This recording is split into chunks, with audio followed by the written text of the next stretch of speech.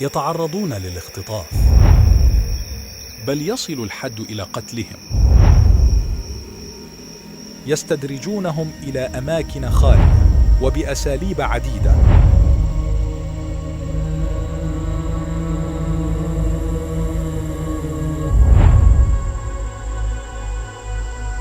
موضوعنا في هذا الفيديو عن هذه الفئة التي صنعت الكثير من الجدل: الإنسان الزوهري. السلام عليكم متابعي قناة فانوس المعرفة.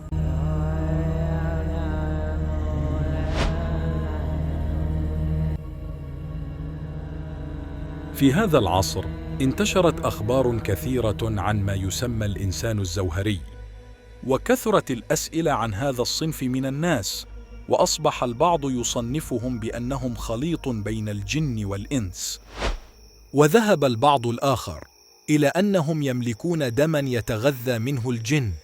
والغريب من ذلك اتجه البعض إلى وصفهم ووضع علامات لهذه الفئة. لو تغمقنا كثيراً فيما قاله هؤلاء، أكيد سوف يأتي في ذهن كل واحد منا نفس السؤال: من أين حصل هؤلاء على كل هذه المعلومات؟ سوف نتطرق إلى أبرز أوصاف اتصفت بها هذه الفئة على حد قول بعض الناس. قال أحدهم أن الإنسان الزوهري في كفه 3 خطوط متوازية، وأيضا يملك عينين مختلفين اللون، مثلا عين سوداء والأخرى زرقاء، وحتى في شعره تجاعد وكثافة، ولسانه دقيق ليس كسائر ألسنة البشر. قالوا أيضا أنه يشعر بالأمور قبل حدوثها، وأيضا يستطيع الانتقام من ظالمه فقط بالغيظ والتمني. هذه الفئة يبحث عنها كثيرا من السحرة والمشعوذين.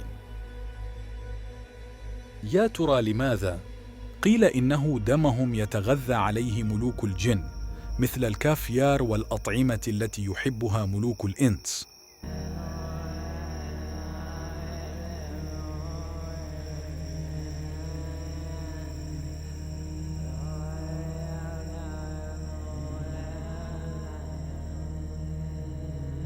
هذا ما يجعل الكثير من الذين يقصدون السحرة قصد آذية الآخرين يختطفون أطفالا يعتقدون أنهم زوهريين.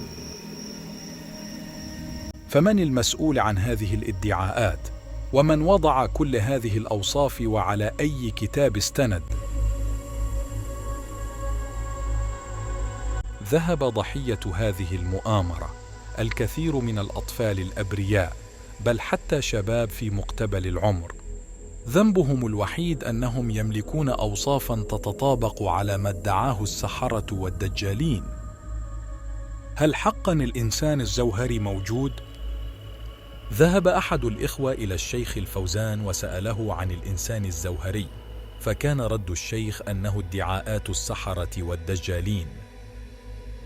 ونصح الشيخ البراك أحد الإخوة بقوله: من كان له ولد يلتمس فيه مثل هذه الأوصاف يحرص على تعليمه التوحيد ويبعده عن مثل هذه الخزعبلات.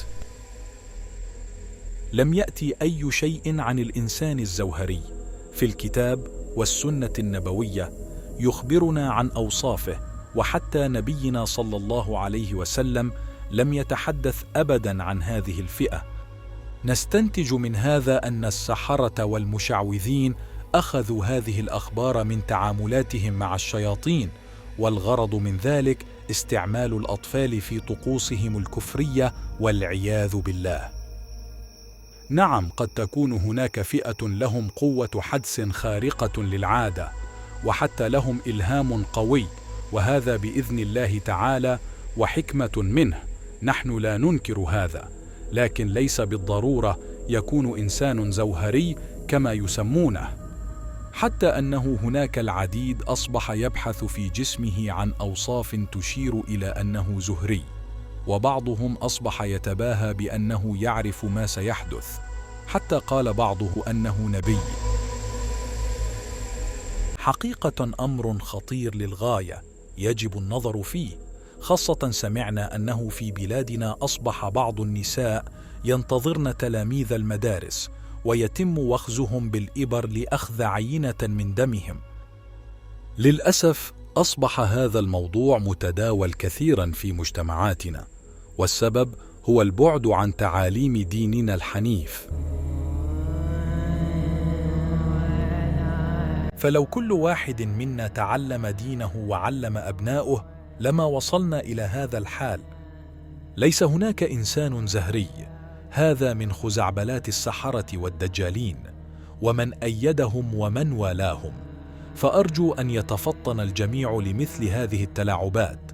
ونصيحتي قوله صلى الله عليه وسلم: من يرد به الله خيرا يفقهه في الدين. نصيحتي لك أخي أن تتفقه في دينك، وأيضا أنت أختي، ولا تسمحوا بمثل هذه الإشاعات أن تدخل بيوتكم. وتحصنوا بالأذكار، فإن المكائد تنصب من حيث لا ندري، وأذية الشياطين لا تنتهي إلى قيام الساعة، لكن كيدهم يبقى ضعيف. وصلنا إلى نهاية هذا الفيديو، نتمنى أن تكونوا أخذتم الفائدة من طرحنا، ونسأل الله تعالى أن يبعد عنا كل مكروه.